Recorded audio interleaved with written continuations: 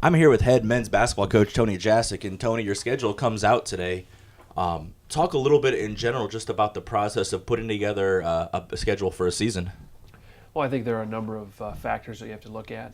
Obviously, you want it to be challenging. You want to have a nice balance of home and road games. For us, we're going to go to some challenging environments and try to prepare our team for what they're going to see at the end of March in Sioux Falls in our conference tournament. You opened the season at Dayton on November 9th, and you played an exempt tournament at Texas A&M Corpus Christi. Talk a little bit about that tournament and the environment down there in southern Texas. Well, I think it'll be good. We did it last year, and I'm becoming a fan of it. Puts our team in a situation much like we're going to face in March if we're trying to qualify for the NCAA tournament. We have to win 3 games in 3 days.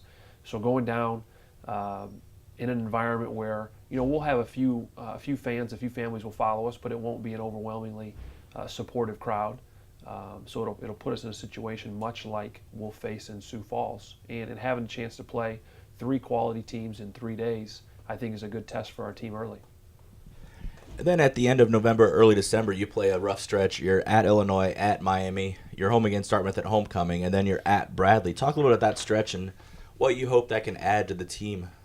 Like I said, you're going to play a balanced schedule. It is, and the way it worked out for us this year is we do have a little road stretch there in the middle, but you get a chance to go on the road, see if you've got some toughness in your team, if you can put together a couple of good games and play well on the road before you come back for a pretty good home stretch in December.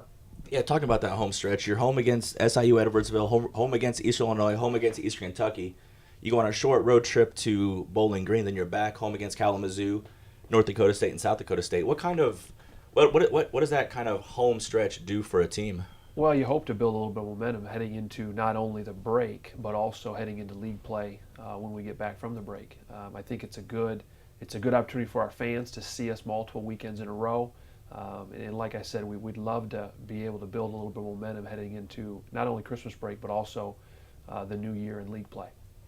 Now, we talked earlier this summer about the Summit League schedule, but looking back now a couple months later, what does the Summit League schedule mean as far as like how tough is the schedule? I think it's really early. I do think that our league, we're going to lose some veteran players who had really nice careers. We add Denver, which is an unknown to most of us in the league as they come in. I think you're going to have a couple of programs that have a number of guys back that will be big challenges throughout the league schedule. For us, I think obviously we're losing Frank, we're losing Mario, so I think people will see that. I also think we've got a nice influx of some guys who are sitting out. We've got some guys who were hurt last year who will be back. So I think it's going to be a challenging schedule. I think our guys are doing a good job of preparing early for the schedule that we're going to face, and hopefully we can continue to build this thing. And then, as you referenced earlier in this interview, the culmination of the season is the Summit League tournament out in Sioux Falls. Talk about the process of just building the team from day one on November 9th through the end of the year. I think it's a long haul, and you've got to make sure that you continue to grow as a team. There are going to be some ups and downs throughout the season. Handle them the right way, making sure your team stays together, making sure that they continue to enjoy not just one another, but also enjoy coming to practice every day and preparing, like you said, for league play and ultimately for the league tournament in March.